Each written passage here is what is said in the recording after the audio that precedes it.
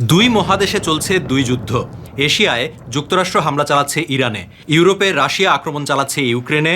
আপাত দৃষ্টিতে এই দুটোকে আলাদা সংঘাত মনে হলেও পর্দার আড়ালে এই দুই যুদ্ধ অনেকের ধারণার চেয়েও বেশি একে অপরের সঙ্গে জড়িয়ে রয়েছে। 2022 সালে রাশিয়া ইউক্রেনে আক্রমণ করার পর মস্কোর সবচেয়ে বড় সামরিক সহযোগীতে পরিণত হয়েছিল ইরান। রাশিয়ার আক্রমণের পদ্ধতিই বদলে দিয়েছে ইরানের শাহেদ ড্রোন। অন্যদিকে ইউক্রেনের সবচেয়ে বড় সামরিক সহযোগী যুক্তরাষ্ট্র। রাশিয়া ইউক্রেন যুদ্ধে দুই পক্ষের দুই প্রধান সহযোগী 2026 সালের ফেব্রুয়ারি থেকে লড়াই করছে নিজেদের মধ্যেও।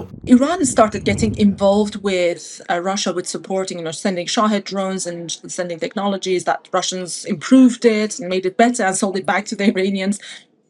So Iran has very much been involved in Ukraine crisis from the outset. এই দুই যুদ্ধ মিলেমিশে কি একটি বড় যুদ্ধের রূপ নিতে পারে? জুলাই মাসে বিশ্ববাসী এমন আশঙ্কার মুখে পড়েছিল যখন নিজেদের এলাকার বাইরে গিয়ে ইউক্রেন কাস্পিয়ান সাগরে একটি ইরানি কার্গো জাহাজে হামলা চালায়। এটি ইরানের সঙ্গে ইউক্রেনের প্রথম কোনো সরাসরি সংঘাত। এরপর ইরান প্রতিশোধ নেয়ার হুমকি দিয়েছিল, যদিও বাস্তবে সেটা এখনও কার্যকর হয়নি।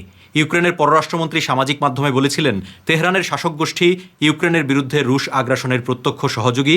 তারা মস্কোর সেই অপরাধমূলক যুদ্ধকে এমন সব অস্ত্র দিয়ে ইন্ধন যোগাচ্ছে যা 2022 সাল থেকে ইউক্রেনীয়দের প্রাণ কেড়ে নিচ্ছে। এদিকে ইউক্রেনের প্রতিরক্ষা ক্ষেপণাস্ত্রের মজুদ ফুরিয়ে আসছে, কারণ যুক্তরাষ্ট্র এখন বেশি মনোযোগ দিচ্ছে উপসাগরীয় দেশগুলোকে ইরানের হামলা থেকে বাঁচানোর দিকে। এই কারণে ইউক্রেনও উপসাগরীয় দেশগুলোকে ড্রোন যুদ্ধে নিজেদের বিশেষ অভিজ্ঞতা জানাতে বিশেষজ্ঞ পাঠিয়ে সাহায্য করছে। So there are two goals here.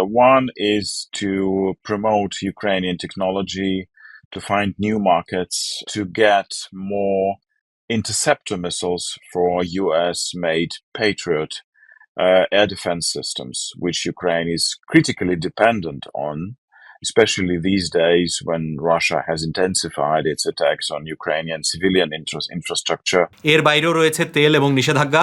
দুই দেশই তাদের অর্থনীতির জন্য জ্বালানি তেলের উপর ব্যাপক মাত্রায় নির্ভরশীল এবং দুই দেশের উপরই রয়েছে নানা ধরনের নিষেধাজ্ঞা। কিন্তু পারস্পরিক সহযোগিতার মাধ্যমে সেই নিষেধাজ্ঞা এড়িয়ে যেতে বেশ ভালোভাবেই সক্ষম হয়েছে রাশিয়া এবং ইরান। হরমুজ এবং উপসাগরীয় অঞ্চলে মার্কিন উপস্থিতির বিষয়ে স্যাটেলাইট ও গোয়েন্দা তথ্য দিয়ে রাশিয়া ইরানকে সহায়তা করছে এমন অভিযোগও উঠেছে। The Russians feel there is another ground to challenge the United States global power, and that is in Strait of Hormuz. মার্কিন প্রেসিডেন্ট ডোনাল্ড ট্রাম্প অবশ্য ধারাবাহিকভাবেই রাশিয়ার দিকে আঙুল তোলা থেকে বিরত থেকেছেন। এমনকি খোদ তার প্রতিরক্ষা মন্ত্রী যখন বলেছিলেন যে রাশিয়া ও চীন ইরানকে মার্কিন লক্ষ্যবস্তুতে হামলার সুযোগ করে দিচ্ছে, তখনও ট্রাম্প সামাজিক যোগাযোগ মাধ্যমে লিখেছেন তার মতে ইরান সংক্রান্ত যুদ্ধে রাশিয়া অংশ নিচ্ছে না। কিন্তু ভবিষ্যতে দুই যুদ্ধ কি বড় আকারের একটি যুদ্ধে পরিণত হওয়ার ঝুঁকিতে রয়েছে? Iranians wanted to make it a regional and a global crisis. They wanted to spread it, and they have unfortunately been successful in doing so.